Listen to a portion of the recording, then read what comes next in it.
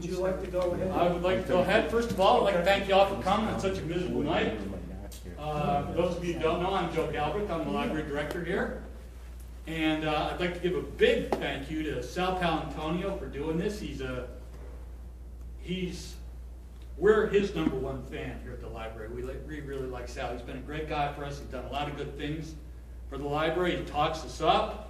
We really like that, and I really thank him a lot for coming here tonight and doing this for us. So, without further ado, we'll let him maybe crystallize the playoff picture for us tonight. Okay, good. Thanks, Sal. Thanks.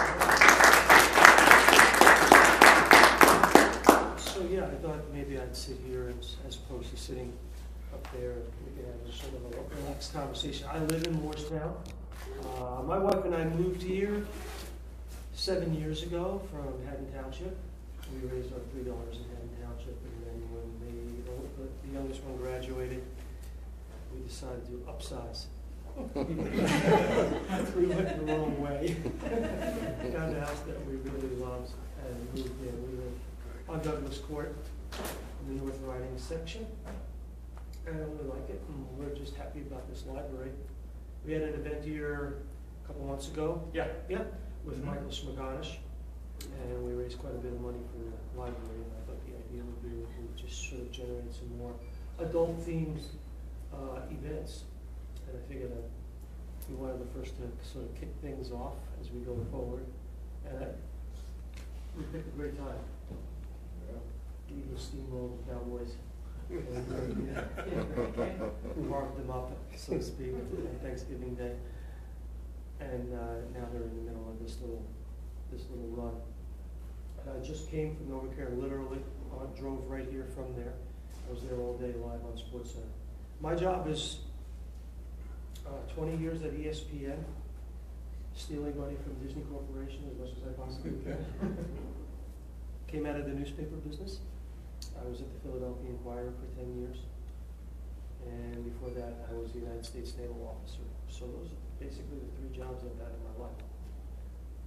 And all of them sort of evolved in a different way. I got lucky to get at ESPN. I covered the Eagles for exactly 1 year at the Inquirer, actually about 17 months from the transition from Kotite to Ray Rhodes. Reggie White left, the team was sold, and a coach was fired and hired all on my watch in 17 months. Yeah. So it was a very eventful time. And the Inquirer started a TV show. You may have watched it maybe once. If you were one of those people that actually watched Inquirer News Tonight or remember it on Channel 17, raise your hand. Probably nobody saw it. But it was sort of an idea that came out of the Christian Science Monitor that they would start putting newspaper people on television. And the Inquirer was one of the first to do it. And I was the first person the Inquirer put on television. I had a leather jacket, a turtleneck, and I had no idea what I was doing. But a guy by the name of Jim Cohen was watching TV. He was at a bat mitzvah in Lower Marion Township at home with his family and saw me on television and called me up out of the blue on the phone, got my voicemail and invited me to audition for ESPN. I thought it was my brother playing a prank on me. I literally did not return the phone call and said, this can't be true. And he actually called a second time and said, did you not get my message? And so I then called him back and I auditioned and I got the job. And I turned him down, believe it or not, because my wife was working for Lenny Vermaat Leonard, a real estate agent in Haddonfield. You may know their signs. And she was like, well, they wanted to move me first to Chicago from Philadelphia. And she said, we're not moving. Our kids are in high school. I have a good job. I like my life. I like my friends. And we're not moving to Chicago. So I turned ESPN down. And they called back and they said, well, would you consider moving to Houston? I said, no, it's the same situation. They said, well, we're losing Pam Oliver, who was based in Houston. She was going to Fox. And they said, all right, we will move the bureau from Houston to Philadelphia. Will you take the job? And I said, okay, I'll take the job. So I turned ESPN down twice. Now, of course, everybody's looking at me like, what are you, crazy, right? And then there's like 10,000 kids coming out of communication school these days that would take the job in a second. And that is literally how I got the job at ESPN 20 years later. I'm still here, #1 football reporter on the #1 sports network. And it's a cool job. Everybody wants it. And it basically works like this. They have a meeting at 11 a.m. on Monday morning up in Bristol, Connecticut. It usually lasts for about 3 hours. And then they decide where people like me are going that week. Luckily, when the Eagles are good, I get to sleep in my own bed. It's fantastic. And of course, we had a great run with Andy Reid. And now we're having a great run with Chip Kelly. And I get to cover a lot of the Eagles. I'm not an Eagles fan. I didn't grow up here. But you're allowed to root for the story. You're allowed to root for yourself, as they say in this business. And I like my wife's cooking.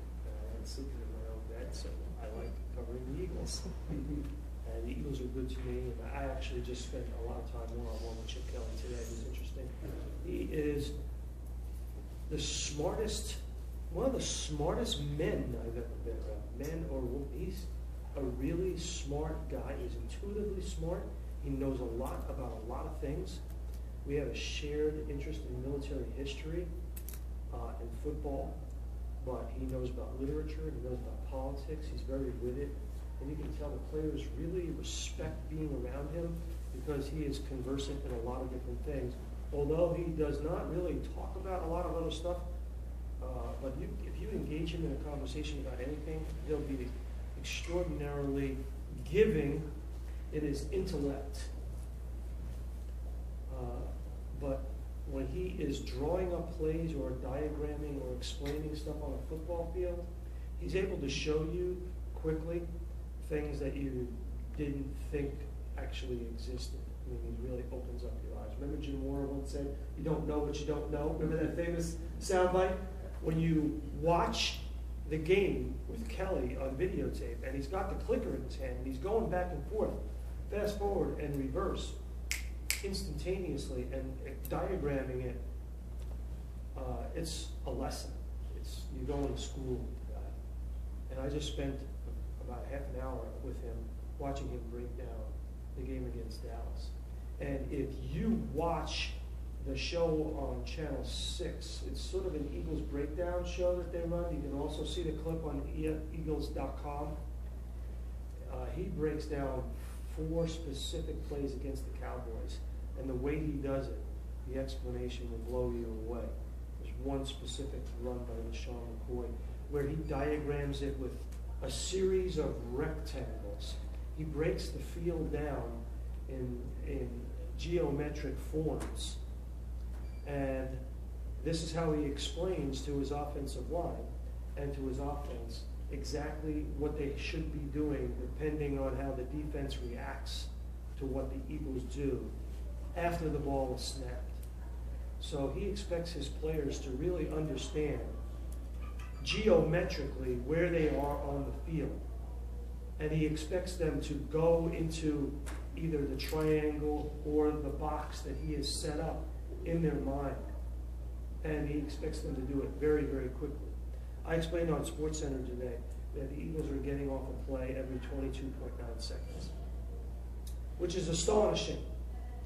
The record in the NFL was 23.8 seconds by the Buffalo Bills in 1991.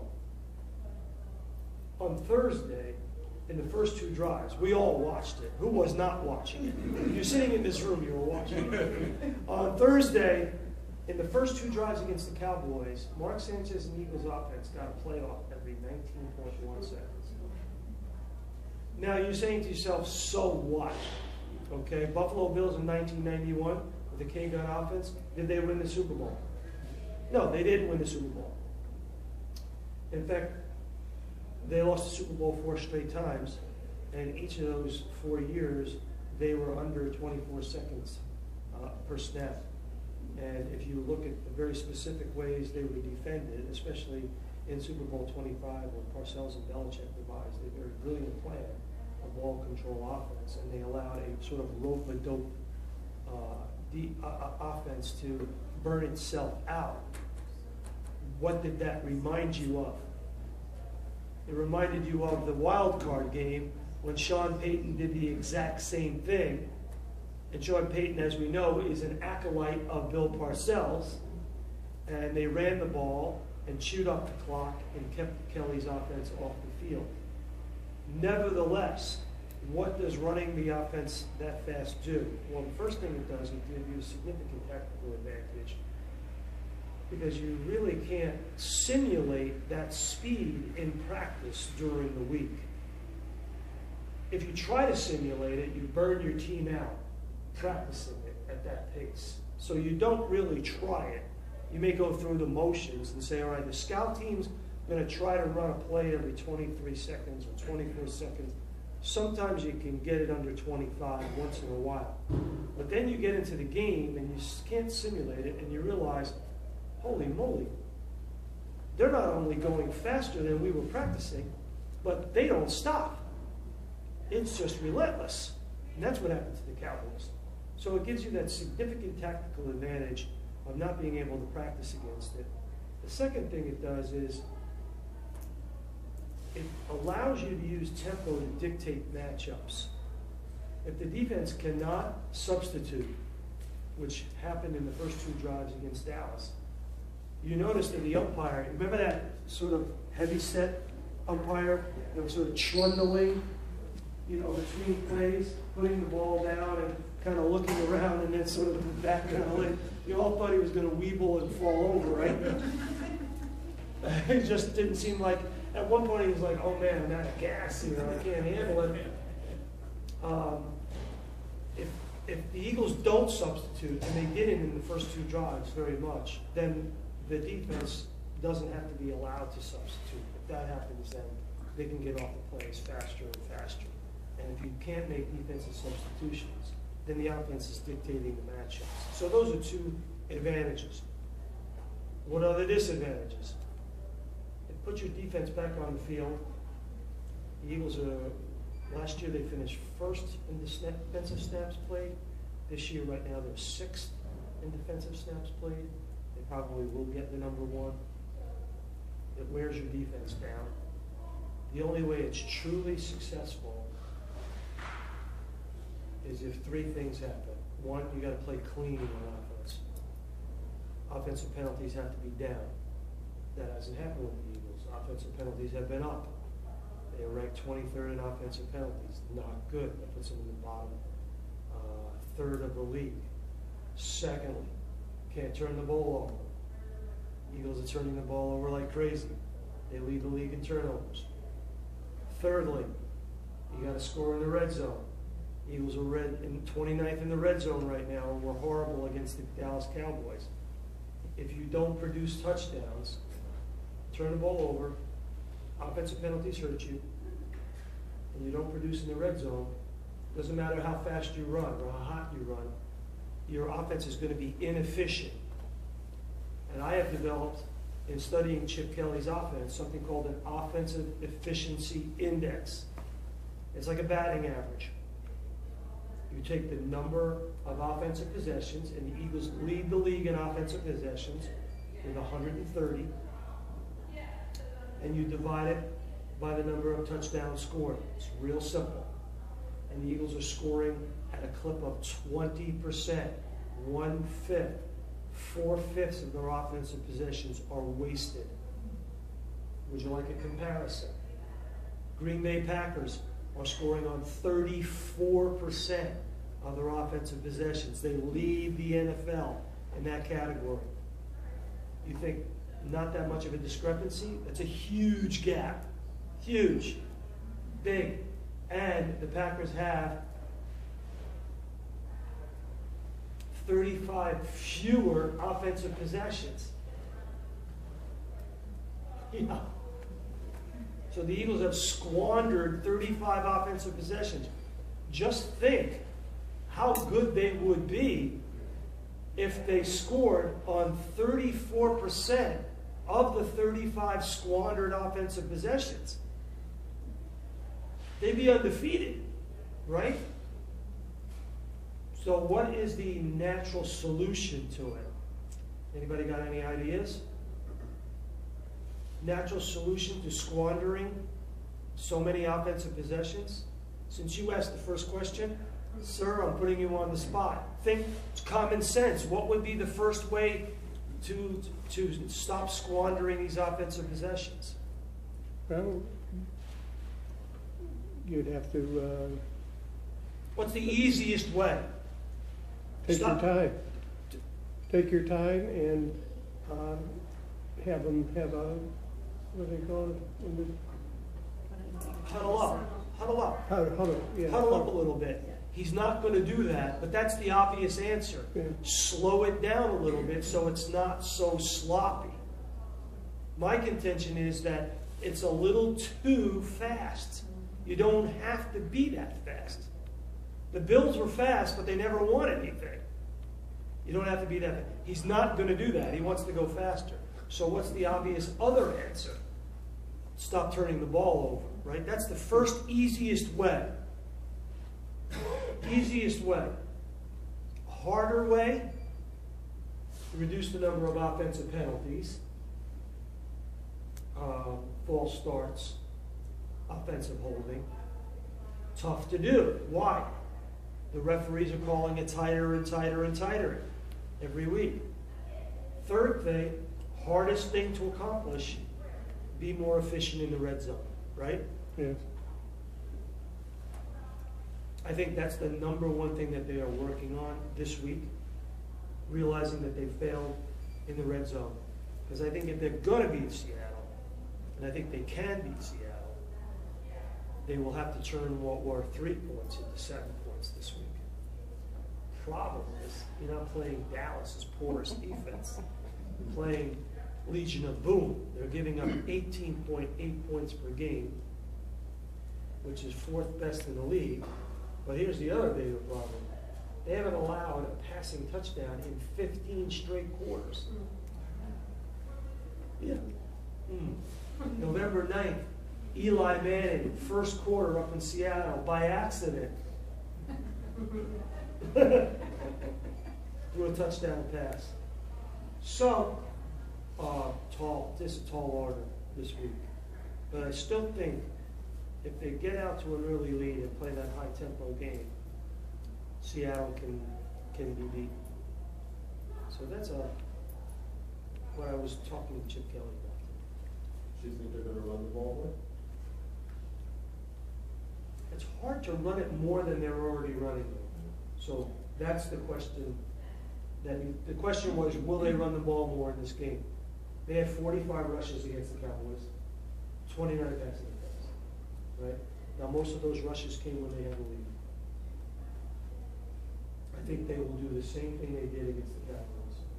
They will have a good run-pass ratio, try to get an early lead, and run at a very high tempo.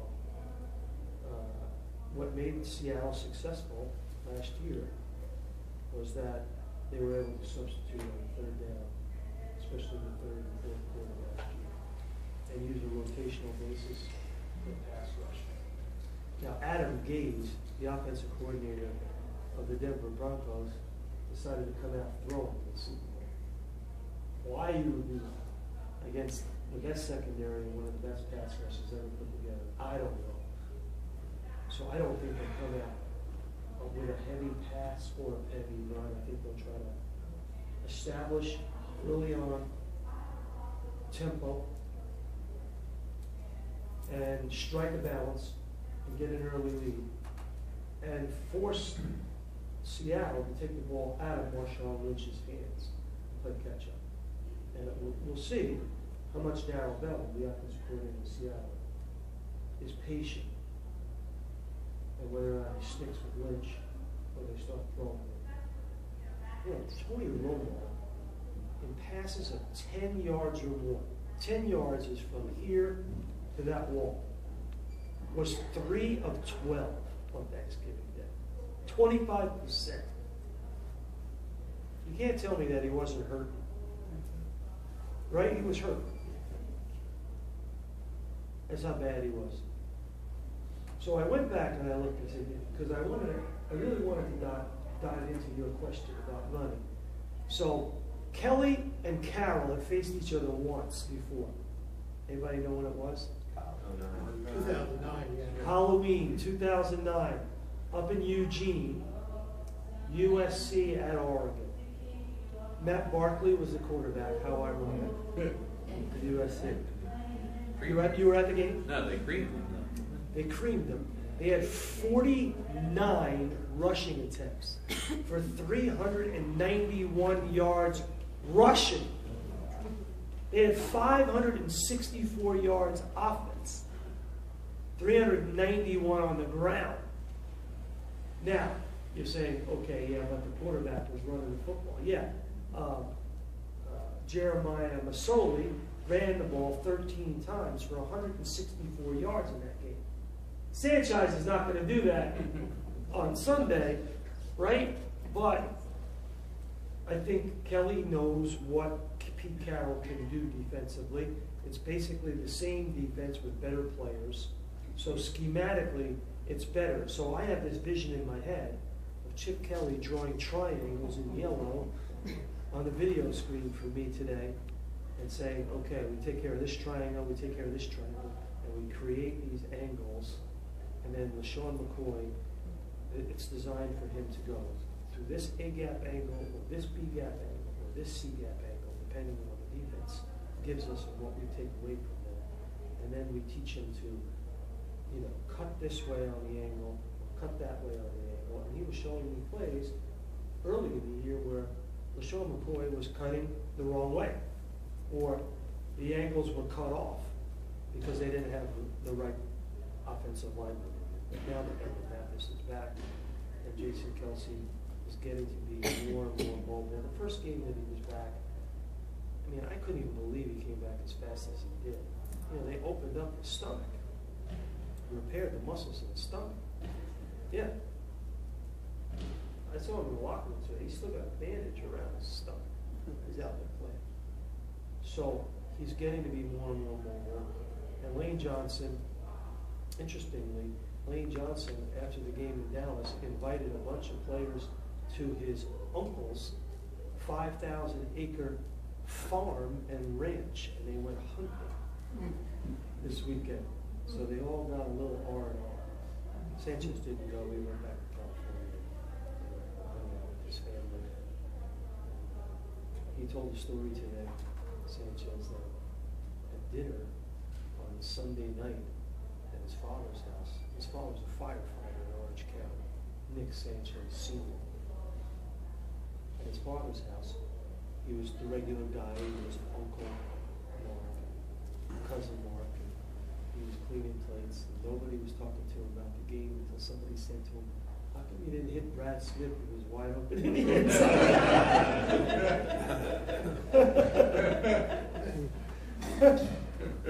You all laughed. It was funny. Okay, questions? I have books here, by the way. I brought my biography of Frank Rizzo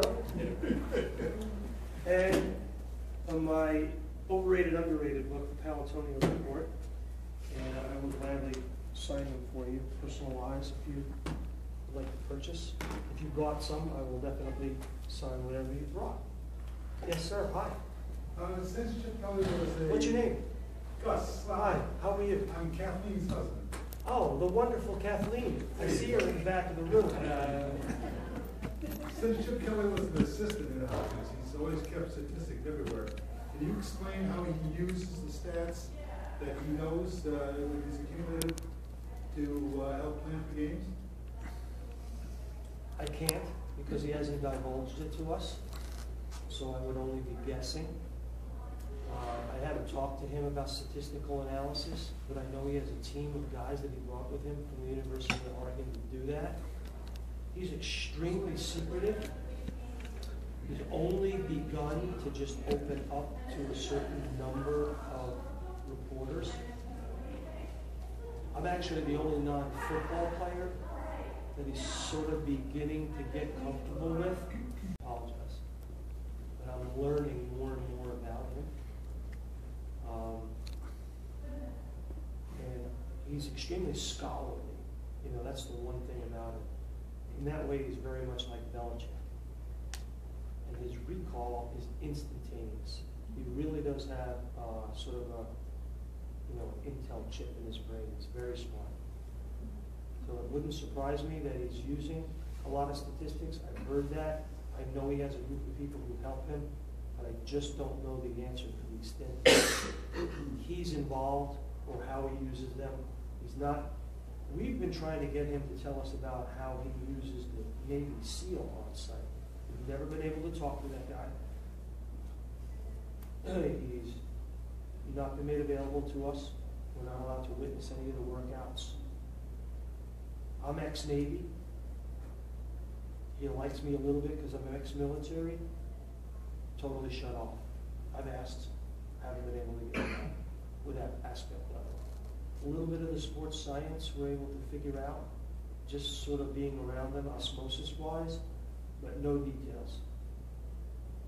I think he just wants to be proprietary about it. You know, he's got this system and he's not giving it away.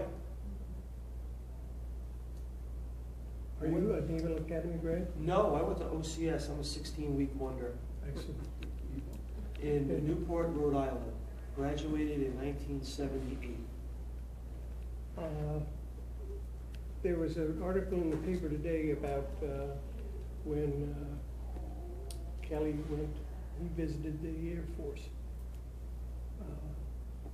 in between games. Yes, he went. He likes to go. You know, he's just a football junkie. When he's on the road, like when they went to play the Niners, they had a day off, and he went somewhere with Tom Gamble. And we don't know where they went, but they went to just to watch a game. So I mean, it's amazing. You know, he doesn't meander at all. It's just, you can tell. And by the way, he talks that everything is machine gun style. Like his press conferences are 15 minutes. That's it. And there's a PR guy with a clock. That's it. The Dave Spadero, who you know, he does stuff on Eagles.com. He does an interview with Chip every week. 10 questions. Not 9, not 11. That's it. The film study that I watched today was witnessed and was somewhat part of 4 plays. That's it. Every week. So he's very regimented. Just like his team. Yeah. He's not Very married. precise. He's not married at all. No, he's not married. He's never been married. Never been married. Married to football. Hi, I'm Phil. What is the problem in the red zone? It's is it his play calling? Is it use of personnel? Because I love Chip Kelly, but that reminds me a little bit of Andy Reid. That what happens there? Does he really get too cute? Does he? Well, I think it's really important to go by a case-by-case basis. But if you're looking for a pattern or a recurring issue, I think you have to go back to this basic fundamental part of the Eagles offense. And that is the quarterback reads the defense after the ball is snapped. When a quarterback reads the defense after the ball is snapped, the judgments have to be extraordinarily fast. Decisions are very quick. It means you make a lot of mistakes. Go back to, but you also can make the defense miss and make them look very bad. Problem is, it's out of balance right now. He was making too many mistakes. Where have they looked good? The one snapshot that I have in my head is, all right, let's go back to the Thanksgiving game. How many people watched LaShawn McCoy go off the field after he didn't get the handoff on the first touchdown? Okay. That ball was supposed to go in his belly. That was supposed to be his touchdown. Sanchez took it out, literally, at the last possible second, and went into the end zone for the touchdown on a zone read. McCoy comes back to the sideline. Go back and watch the game. I stopped it and replayed it 3 times for my whole family to watch when we were watching it. I said, take a look at this. Sanchez is following McCoy off the field and tries to get his attention to tell him, hey, good play, get excited. McCoy never turns around. Goes to the bench. Todd Harriman sees the whole thing. Harriman's got his arm in a sling, sees the whole thing, and drops an F-bomb in Sanchez's ear, read the lips, to say, don't worry about that guy, good play. Watch. Yes, it happened. That ball was supposed to go to McCoy. Okay, so that was a great post-snap read to the point where he faked out LaShawn McCoy to the point where McCoy thought he was getting his 6. McCoy's a big fantasy football player. Huge in fantasy football. He was on the cover of the ESPN magazine Fantasy Football issue, right? You saw it. He's big into it. You cannot tell me that he did not get angry that he didn't get that 6. He was not happy. I'm just saying. I haven't said that on the radio. It's kind of hard to explain the whole thing. But if you got the game taped, go back and watch the sideline exchange between Harriman and Sanchez and McCoy. Yes, what's your name? My name's Eric. Raleigh Cooper. Fifth round pick. I think he's finally showing why he's a fifth round pick. Could that be another reason why red zone is an issue? Because I know in the beginning when they drafted him, they wanted him to be that red zone threat, that 6'4" guy that was the leading ability, and they're not using it all in red zone. Also, do you think the lack of use with Ertz could be an issue also? Totally agree, yes. There could be reasons B and C. Let's talk about Riley Cooper for a second. There's a very specific reason why Riley Cooper's numbers are down. But let's talk about the red zone for a second. When was the last time you saw Mark Sanchez throw a successful alley-oop pass? When he was with the Jets. Ever. Did you ever see him do it? He had Plexico Burris on his team. Right. He had the other guy. What was the other guy's name he had? Jericho Coptery? No, the other really tall guy that he had that was in Cleveland for a while, and Oh, yeah. they had the really tall, strong wide receiver that was bounced around. Huh? Is it Edwards? Braylon Edwards? Braylon Edwards. He had Braylon Edwards on the team. He had Braylon Edwards on the team, and he had Plexico Burris. Did you ever see him throw an alley-oop to either one of those guys? No, he can't throw it. He can't throw it. So that's one. Balls too. Yeah, I mean that's true, but we're just talking about now because the red zone wasn't that bad when Foles was playing. I mean, it was pretty good last year. Right. It's gotten progressively worse in the last couple of weeks. But they thought Al Riley Cooper, big guy, be able to get the ball, but you haven't really had that quarterback who can throw it. And Sanchez certainly can't throw it. But if you look at Sanchez's history, and I think I said this on Mike Missinelli's show about when Sanchez first started, his completion percentage between the hash marks is nearly 25% higher than it is outside the hash marks. All of Riley Cooper's patterns are outside the hash marks.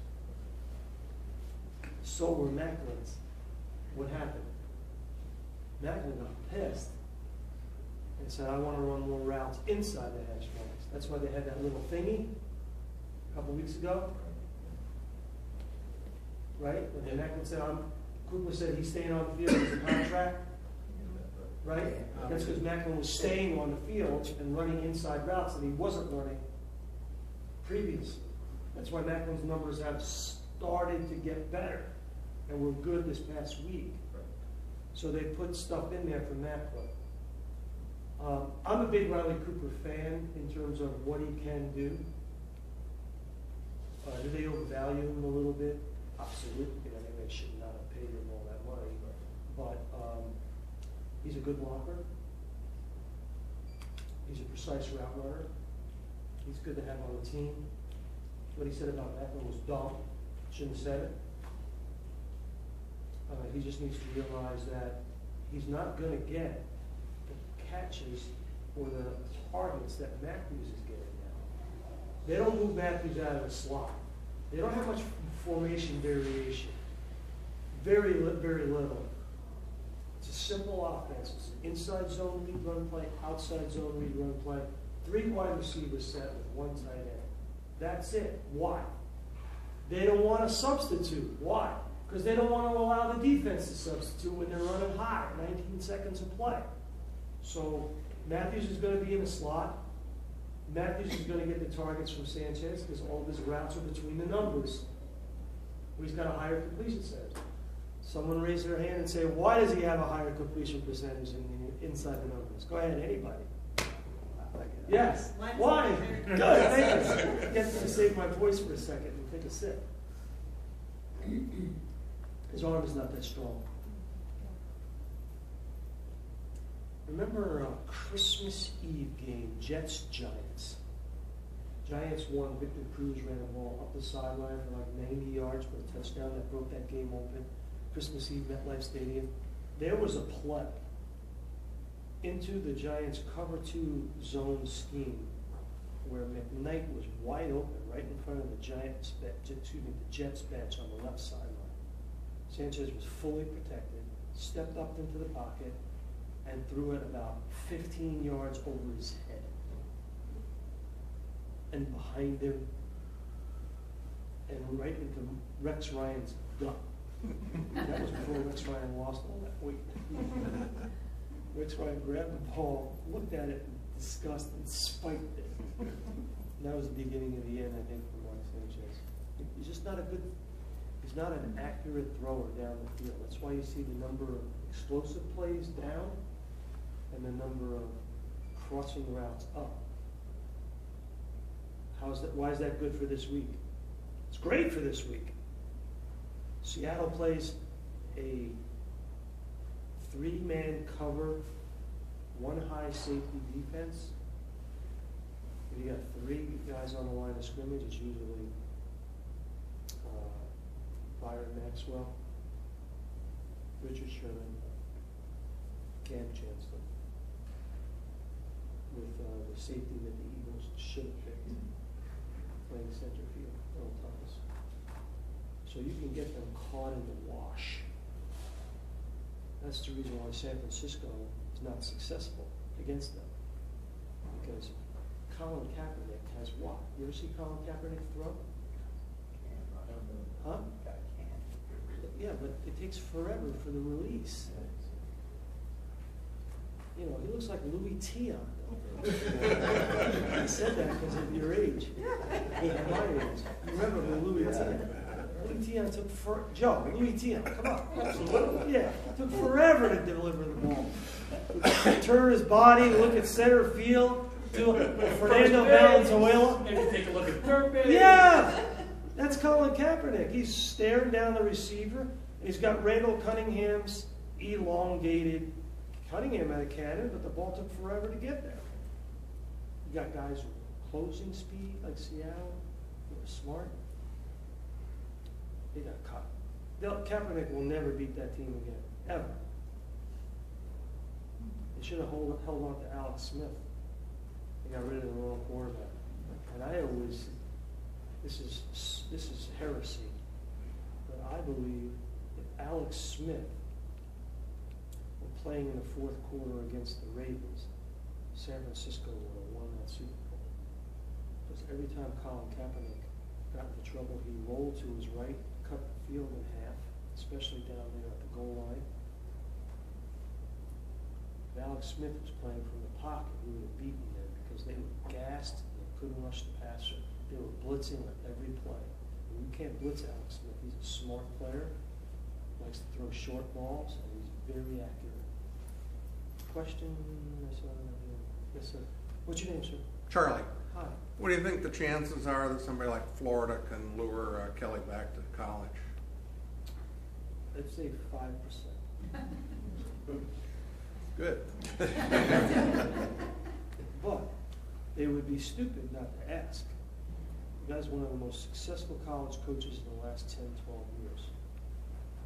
And his name is going to come up. Nebraska's open, Michigan's open. Nebraska's open, right? Nebraska's open, Michigan got open today, Florida's open. You have a big-time college program, you got this guy. And his game is so suited for college because you got 100, 105 players on your roster.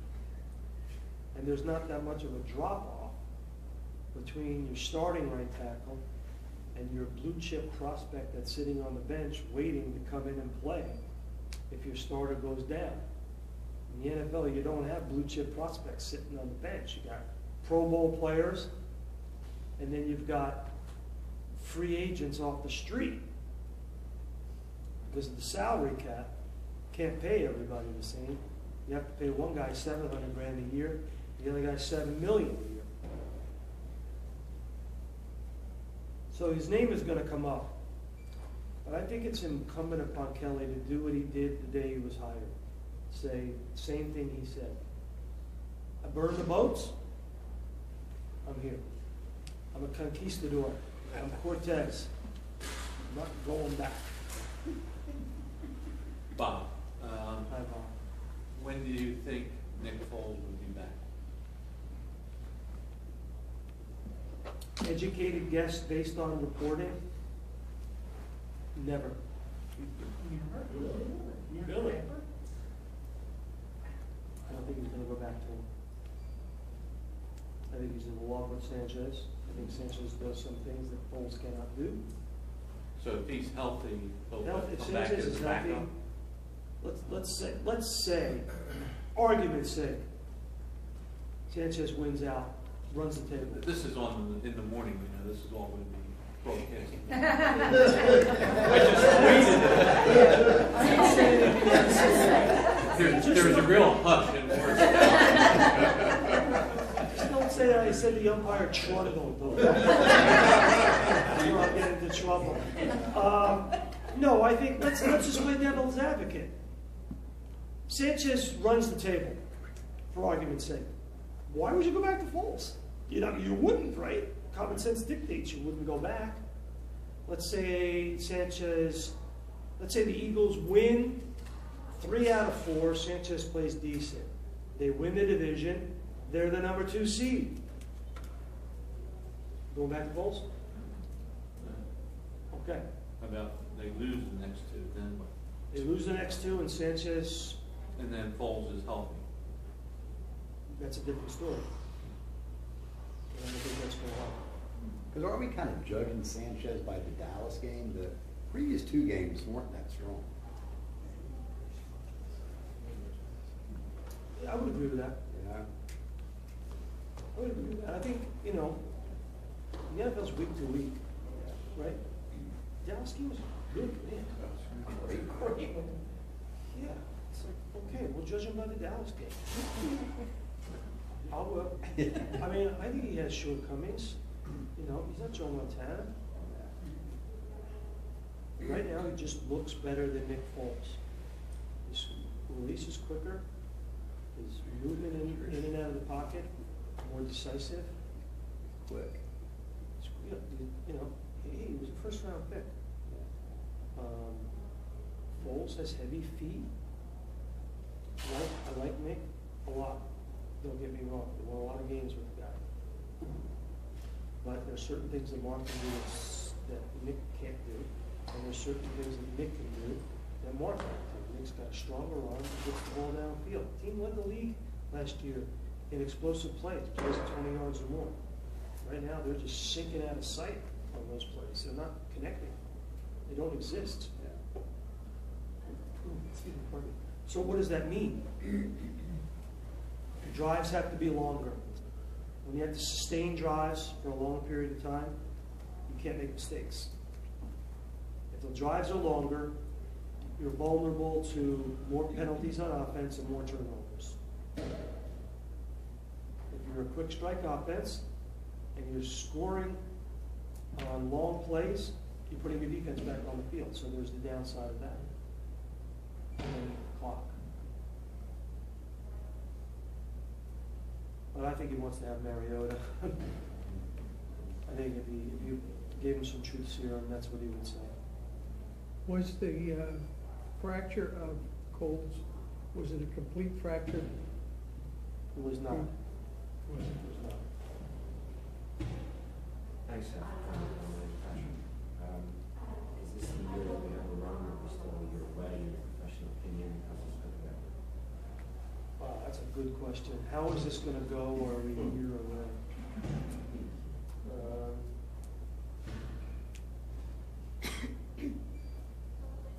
You know, I don't like the term a year away because I think the evidence is overwhelming that the league changes because roster turnover is so great.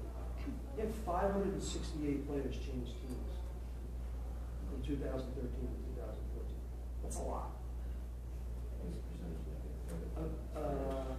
There's 1,300 players. Something, 1,300 players total. So somebody do the math, I can do the math. 32 times 53. We got 1,600. 1,600 players. So almost a third. So the league changes so much. I think what sustains teams for a long period of time is set up for success. That if you have the coach and the quarterback and the owner, it's owner, coach, quarterback, in my opinion. GMs are interchangeable because teams now have these professional scouting staffs, and so much is based on what the coaches wants on their roster. So you got to have those three things. The Eagles have 2 out of the 3. I think Lurie, for all of his faults, is in the top tier of owners. He doesn't meddle. He spends money. He's open to new ideas. That's rare. And you got a handful of guys like that. You got a handful of owners. You just look at the NFC East. You got 2 owners that meddle badly. And you've got an ownership group in New York that's split between 2 families, American family and the Tisch family. And they are in disagreement right now about what to do about Top Cop. The Maras would like to keep Cop and let him go out under his own power on his own terms. And the Tisch family would like to see a change. So I really don't know the answer to your question about whether there's a run this year. As this gentleman brought up, we're basing most of our enthusiasm about Sanchez on one game, really. Is he getting better? The evidence is overwhelming that he's getting better. Is he leaving plays out on the field still? No question, especially in the red zone. So, listen, you got Seattle and Dallas at home. You looked at the schedule, and I don't know if anybody heard me, but I actually picked the Eagles to go 12-4 back in office. And this guy laughed at me. This guy at 9-7. And they, believe me, when they are 12-4, I am going to make them call me a football god. He won't do it. And I'm just going to call him out on it. Yes. Plus, again, 2 quarterback questions. One, what's the difference between Sanchez that they just didn't won and Sanchez who's winning now? And 2, since the Eagles have won with Foles and won with Sanchez, is it maybe not more the Kelly system of doing what he needs to do with his personnel rather than his quarterback? Well, the system is tempo. That's the number 1 tenet of this system. The second part of the system is it's a run-based offense. So if you have a quarterback who can run at a hot tempo and can understand the concepts of the run-based offense, and also be a running threat, then it really doesn't matter who the quarterback is. If you remember when Kelly first got here, he gave a phrase out that was sort of a throwaway phrase that hardly anybody is repeating anymore. He said, we're looking for his quarterback, but every player on the team. And when you look at how they run their offense, everything is in synchronicity to the point of being almost like gears in motion.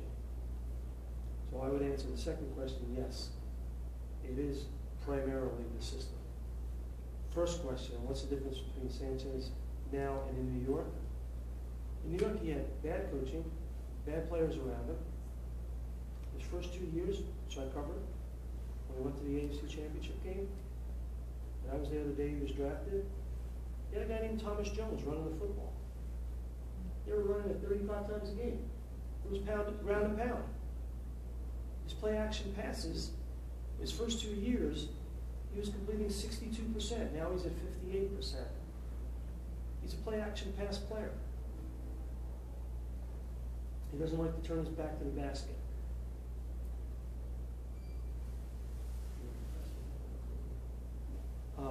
Yes, Joe. What do you like in the AFC?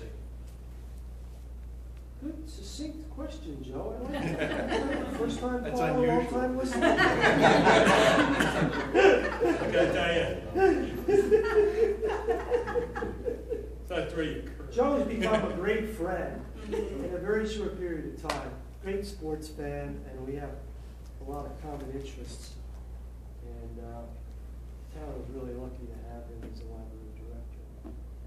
It's because this is a magnificent facility. I took my granddaughter here. She was visiting me, so we crawled around in that little house. It's kind of cool. The oversized books. Her first birthday is tomorrow. My first granddaughter. It was Kira Joan. And she runs my life. That's true. If I don't get a picture from my daughter or my granddaughter every morning, I harass my daughter. She's tired of it. So tomorrow, I'm getting up, I'm driving to Albany where they live. My brother's a lawyer up there. I'm driving back. Driving up, birthday party, drive back. My wife's up there. I don't even see my wife anymore. Good thing, bad thing. My bowl is empty, as they say. And, you know, got nothing to eat. There's nothing in the refrigerator. Patriots. Yeah, right now, notwithstanding that loss in Green Bay. Think about it for a second. Pats lost by what, 5 points? In Green Bay? And the Packers converted 10 of 17 third downs in that game. Holy moly. You convert 10 of 17 third downs, you should win by 40. That's how good the Patriots are. But I thought Belichick and Matt Patricia, the defensive coordinator, made several tactical blunders in the fourth quarter. One, I'm talking about Bill Belichick making tactical blunders. Imagine the chutzpah, right? Let me tone down the rhetoric. I thought Bill Belichick could have done a few things differently. Vince Wilfork on the field in the fourth quarter, rushing the passer. The guy's 390.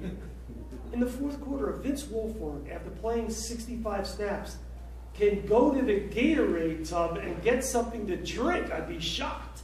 But to rush Aaron Rodgers in the fourth quarter is, it's an impossible task. And they were double teaming him. They didn't blitz, was the second tactical blunder. And they allowed Aaron Rodgers to sort of just pat, play 7-on-7, and gave him too much time. That's why you saw Tom Brady go not once, not twice, but 3 times to the expletive that was not deleted. Up and down. Yeah. Sideline. Shame on CBS. You didn't really need any kind of be a lip reader from Seinfeld to figure that out. And they showed him multiple times. Without covering his mouth up. Yeah. I thought it was wrong. Didn't you think it was wrong? Yeah. A lot of kids were watching.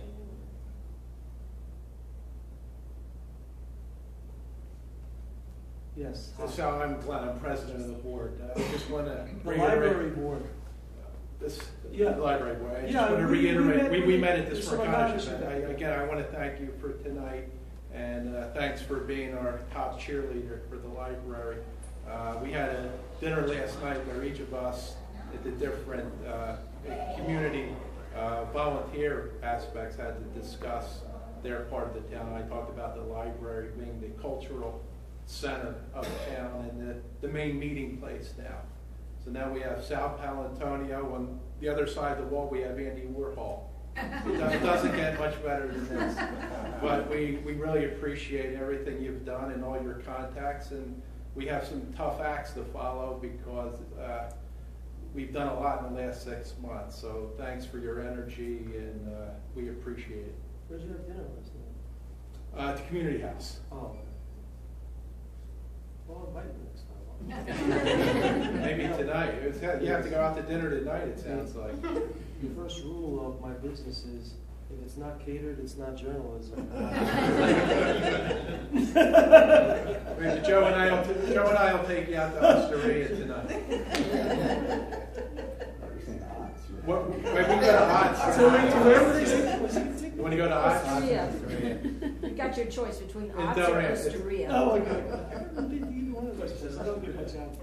Thanks, covered with that. I do like to go to Akira too, which that's nice. Yeah. Yeah, we can go. We need a really good Italian restaurant in town. We do. It is. I Can be haven't- better than Passerello's? Oh, well, their pizza's great. You know, as a New Yorker, I think their pizza's pretty good. It's good. So, a non-football question. What led you to write about this? Yep. I covered the 87 and 91 mayor's races for the Philadelphia Inquirer. I was their national political reporter from 1986 to 1992. And I was brought home when there was a non-presidential year. So I covered, the first campaign that I covered here was the freeholder election in Camden County in 86. 87, I covered the mayor's race. And 88, I covered the presidential campaign. 89, I covered the Florio Quarter race, governor's race. In 90, I did some stuff in Pennsylvania, and then 91 was my biggest year as a political reporter. It was the campaign to replace Mayor Good. So there were 13 candidates. It was Rizzo's last campaign. And I got to really spend a lot of time with him. And there were 2 previous books written about Rizzo, who, as you all know, was this incredibly larger-than-life character. One was written by Joe Hamilton. It was a kind of a throwaway book that was written in 1972. Little tiny book that really didn't delve into his whole family and political history.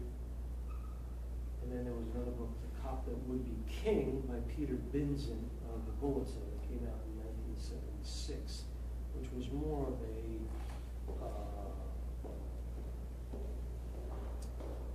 polemic, sort of ideological polemic in the biography of him. So, and it had been written in 76. So there was a huge gap in the knowledge about this guy, as well as a lot of uncovered history about him. And he died on July 16, 1991, right in the middle of the summer after winning the primary against Castile and Katz. And I just was at this point in my life where I said, you know what, I got to do something big. And this guy was a big story. And I pitched this book to 11 different publishers, and they all turned me down. Hard to write your first book. And Camino Books in Philadelphia saved the day. And that book which is about 185,000 words, I wrote in 9 months while working at the Inquirer in the basement of my home with my wife and 3 daughters overhead. Nearly destroyed my brain and my marriage, but it became the #1 best-selling book in the Philadelphia area about any Philadelphia suburb. Still is. Came out in the 10th anniversary edition in 2003. And, you know, it was a total labor of love. Went back to Italy, discovered all kinds of stuff about his family. And it's really sort of a history, not only of the Italian-American experience in the 20th century in the Philadelphia region, but also the politics of the city. Went back to the Baer family and their control of South Philadelphia politics through the transition of the Dilworth years in 1951 when the charter change came through. And then, political reporting? excuse me? You missed political reporting? Do you ever see yourself doing that as a broadcast reporter? You know, covering football is kind of like covering politics. There's a campaign every week.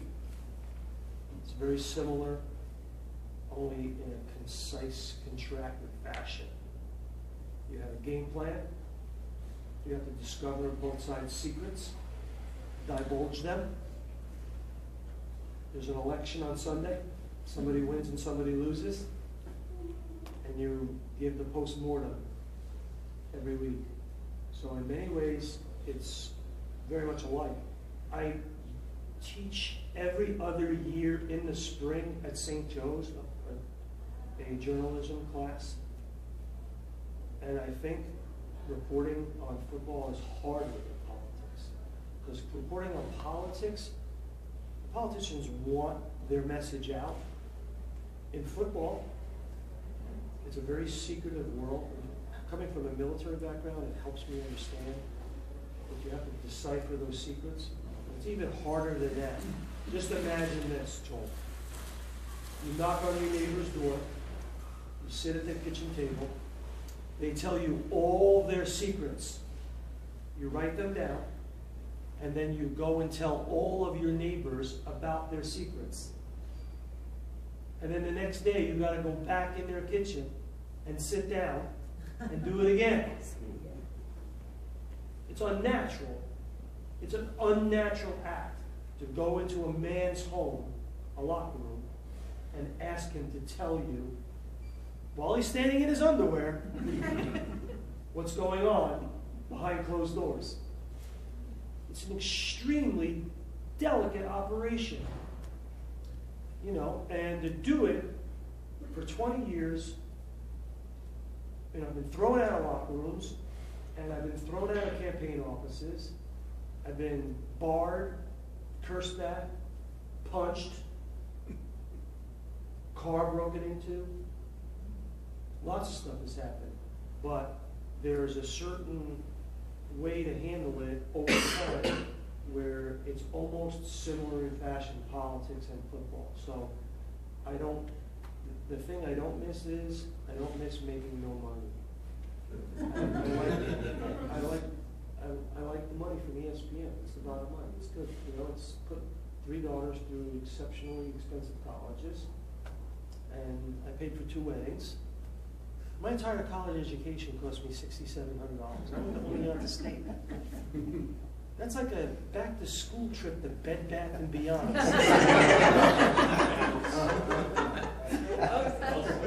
Right? My oldest daughter came back from the first time that she came, she went to Ithaca College. She came back. They have that first, you know, fall break where they come back. She said, "Dad, I want a purple duvet cover for my bed. My roommate has a duvet cover." I'm like, I looked at my wife and like, really? Is that really what happens next? Is that where we go now? Am I totally cooked? I was totally cooked. Yeah, I went to 2 to Ithaca, one to Skidmore College. Ever been to Skidmore College in Saratoga Springs? Mm-hmm. Yeah. Yes. They have a laundry service, okay? It's a country club. Yes, sir. Scott Hill. Hi, Scott. Hi. Sal, why did Phil Sheridan leave the Inquirer for ESPN? Just gave me the explanation.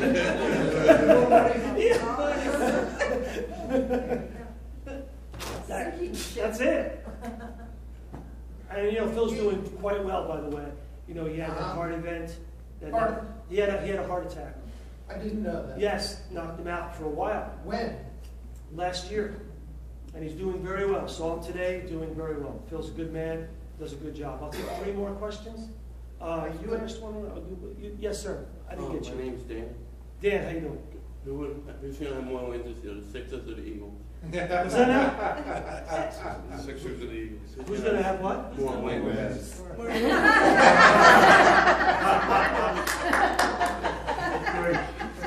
Eagles by 1.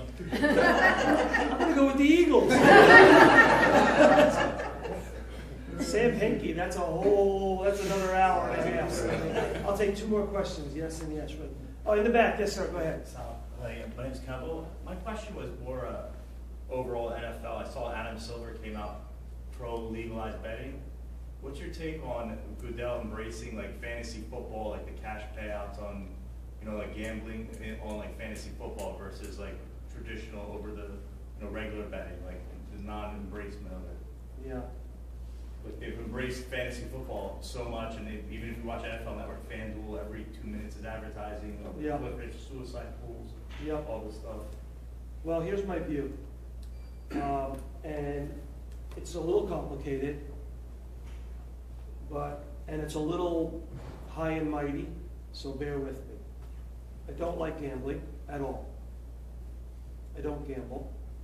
I don't go to casinos. I have a vowel on the end of my name. I have to be very careful about how people interpret what I say about that kind of stuff. Okay? Sometimes I fool around about it, and I regret it. So I stay out of casinos at all times, and I don't bet.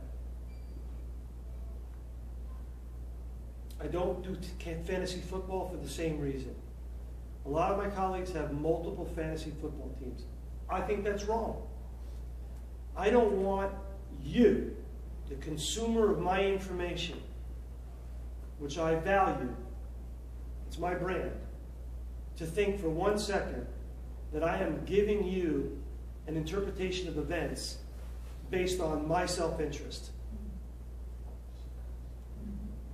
A little high and mighty, okay. And when I talk to my students at St. Joe's, I tell them, don't play fantasy football. And they all look at me like I'm crazy because they're young and they've done it their whole life.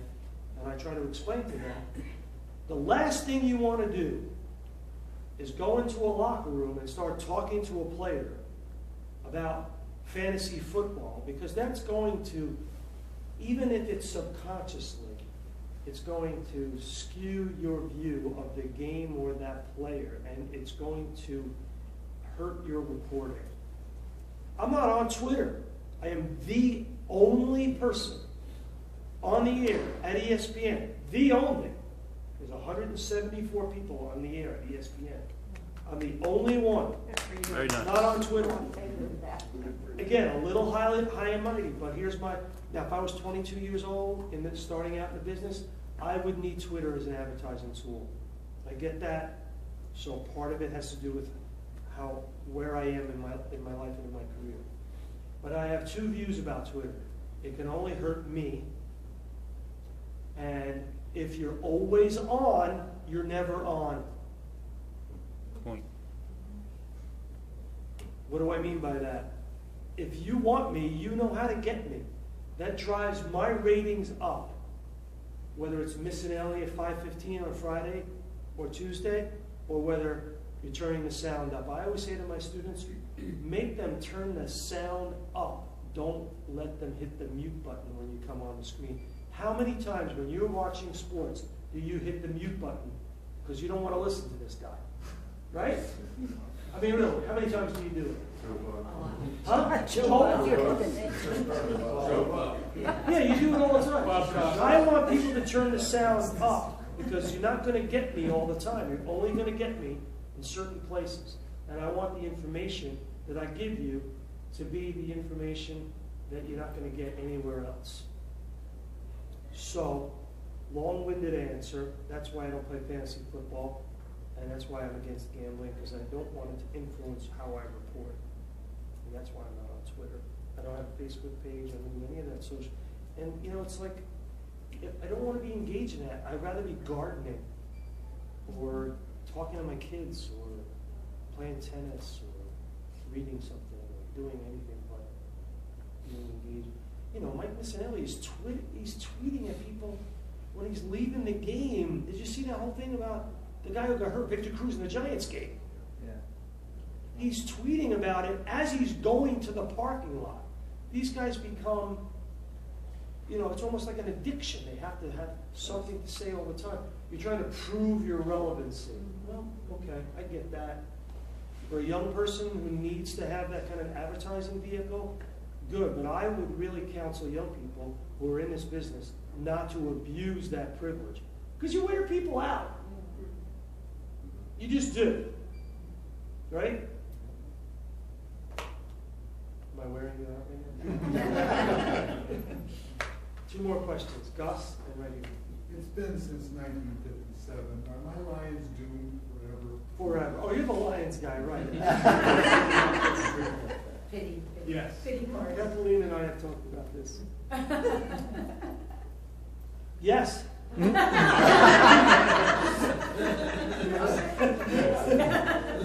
just a quick question while you were talking about Rizzo. How did you transition from politics to sports? I guess at the Inquirer first. Yeah. Well, it was one of those things where it was baptism by fire.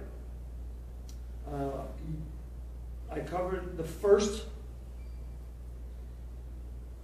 game I covered as the official Eagles beat reporter was in Japan. It was the Japan Bowl between the Saints and the Eagles at the Tokyo Dome. And it was on a Saturday night. And I didn't have a laptop. There weren't even any laptops. I had nothing. I wrote the story, the game story, longhand on a legal pad, and dictated it over the phone. Yeah. In pencil. I still have that story. I kept it.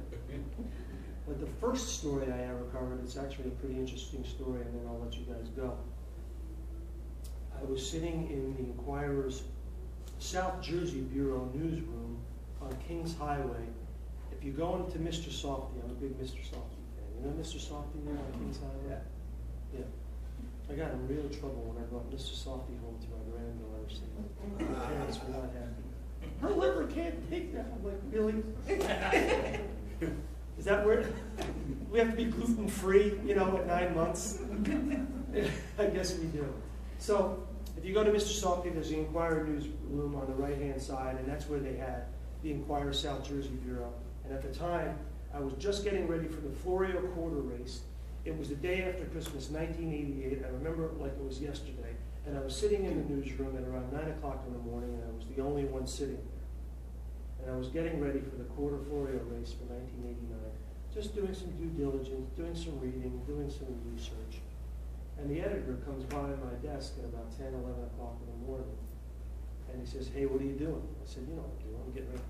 He goes, we need you to go do a story about Mike Ditka, who had a heart attack. Because the Eagles were playing the Chicago Bears in the playoff game. Buddy Ryan's going back to Chicago to play Mike Ditka, and he had a heart attack. And I said, oh, because my name ends in a vowel, you want me to go into sports? Okay, good, fine, whatever. One of those things. I'm not doing it. So 1 o'clock comes by, still nobody in the newsroom. It's the day after Christmas. Sal, you're the only one available, you have to go. So I go home, I get a bag, I go to Aliquippa, Pennsylvania, fly to Pittsburgh, drive to Aliquippa, interview all of these people in Ditka's life, then fly to Chicago, drive up to Lake Forest to the Chicago Bears practice facility the next day, interview Chicago Bears and players, do an interview with Mike Ditka, who had just got out of the hospital after this heart event, go back to my hotel in Chicago, file my story, send it to the sports editor. Sports editor calls me, says, "Who the bleep are you?" And I said, I was just a story. He goes, "I just fired Jerry Longman. You're staying and covering the game." I said, "I have no clothes, I have no hotel, I have no rent-a-car, I have nothing. I'm supposed to be covering the governor's race in New Jersey." He goes, "You're staying, I'm calling the managing editor, you're staying in Chicago. I want you to meet Buddy Ryan at Midway Airport tomorrow. The Eagles are arriving." So I went out and I bought a whole bunch of clothes. Jerry Longman had called that sports editor a wire service hack over the phone. And he fired him. So I got Jerry Longman's credentials. Jerry Longman, by the way, is in the New York Times right now. Landed on his feet quite well. He's a good guy, too. And that guy deserved to be called a wire service hack. So I met Buddy Ryan at Midway Airport. I rode shotgun with him. If you remember, when Buddy Ryan came in, he ordered the bus driver to circle Soldier Field. Remember that story? I was sitting next to Buddy Ryan. I wrote that story. It was the first sports story I ever wrote, ever, for any publication. I'm sitting shotgun with Buddy Ryan, circling Soldier Field, and he's going like this. With cops and firemen and news reporters circling around with him. He was like a returning rock star. So I write this story, and then they play the game. And what happens? The fog rolls in. So here are all these sports writers in the press box. Can't see anything. They can't see anything. And they don't go anywhere. I get up. I'm a news guy, right? I get up, walk down the stands, and jump over onto the field, which you, of course, could not do now in 2014. You would get arrested in 5 seconds. But there was fog on the field. Nobody could see me. I watched the game next to Harry Gamble and Norman Raymond. The game, the fog ball. New Year's Eve, 1988, right? Watched the game, wrote the story about the game, the whole thing, went back up to the press box, wrote my story, filed it, hitchhiked to O'Hare Airport, woke up New Year's Day at 317 Memorial Avenue in Haddon Township, New Jersey. There was a newspaper with my story across the top. How cool is that? A1. New Year's Day. With a great famous picture that you probably have all seen of Buddy Ryan with his back turned to the camera, looking out onto the field and seeing nothing but fire. With my story underneath it. From that point on, the sports editor begged me to come. This was 1989. Begged me to come to the sports department. And it took them 4 years to get me to go over there. That was the first sports story I ever did. That's pretty cool. Yeah. That was good. Would we have won the game if the fog didn't come in? Absolutely. Yep. Thank you. Thank you.